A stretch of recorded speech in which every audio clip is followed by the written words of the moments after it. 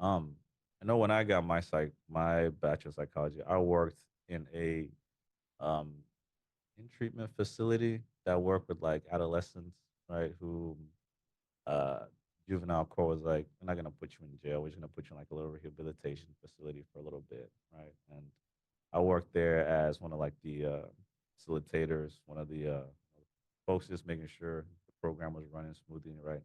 Communicating with the kids, talking with the kids, maybe have like, just conversations with them and stuff. So yeah, that's one way you can go. And it helped me to also like work on my active listening skills and, just understanding, how these different disorders that we learned in school actually look like, in the real world, especially for the young kids and stuff.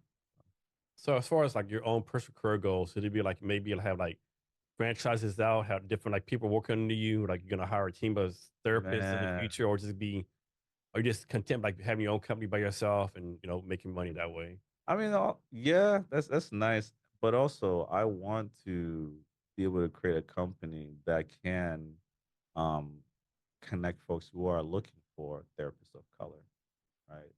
So your psychology today, which has, pretty much everybody, right? But for folks who are looking, because again, I think it was like 4% of all therapists are black and like 6% is like Hispanic or Asian. Because yeah, because like when we talk about the field, 87% of it is white. When the 13% is split between everybody else. And it's like, as folks of color living in America is very stressful. And how can we find folks who can kind of help us process, maybe have the tools to be able to, be more, I don't say be more resilient, but also just process, right? Make sense of some of the things that we might be experiencing that we might not have the language for, right? And where can we go to find that? And I want to be able to create a company that can help folks be able to find those resources. So, So based on stats, how important is to you like to make sure you're like a good role model so people look up to you and say, hey, this guy, he's a black therapist, he's yeah. presenting himself well, like he's doing the right thing, so to speak. Yeah. I mean, I gotta be good because like I want more people like me, right? I want there to be more black male therapists, specifically black male therapists, because one, there aren't a lot. And two, I get a lot of just comments and phone calls, right, of folks who are looking for, say, even like male role models or mentors, or even folks who can help with the young black boys, right? Like, where can they go to be able to kind of share and talk with somebody, another black male, right, about what it's like to be a young black boy growing up in America, right? There are a lot of spaces for these young kids. Um, so I I guess in some way I have to be, kind of like Yeah. There's some things you can't be seen doing in public, I'm guessing. yeah, nah, man. Um, Unfortunately.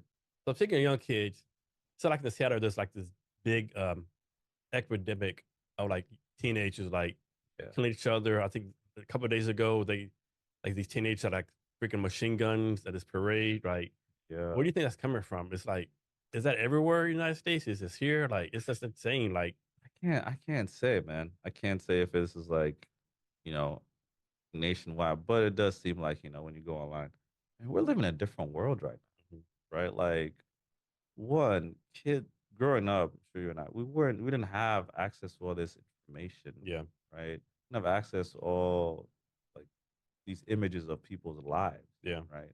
And at a young age, our minds are very impressionable, mhm, right? Like as human beings, we're designed to kind of like be aware of the environment that we're in, make sense of it, but okay, this is how we're supposed to act mhm, accordingly. If all I'm seeing, right, are people just being violent towards each other, mhm, right, I think I then developed the idea that okay, violence is okay, yeah, right? But also how present might your parents be, right? Do they monitor how much time you spend on your phone? Do they monitor the things that you are looking at on your phone? And two, are they even present in your life? Because your parents aren't present. Again, going back to what we said about relationships, whatnot, you can feel as if no one cares about me. If no one cares about me, my life must not matter. That means I can go out and just do whatever, even if it's a very risky situation.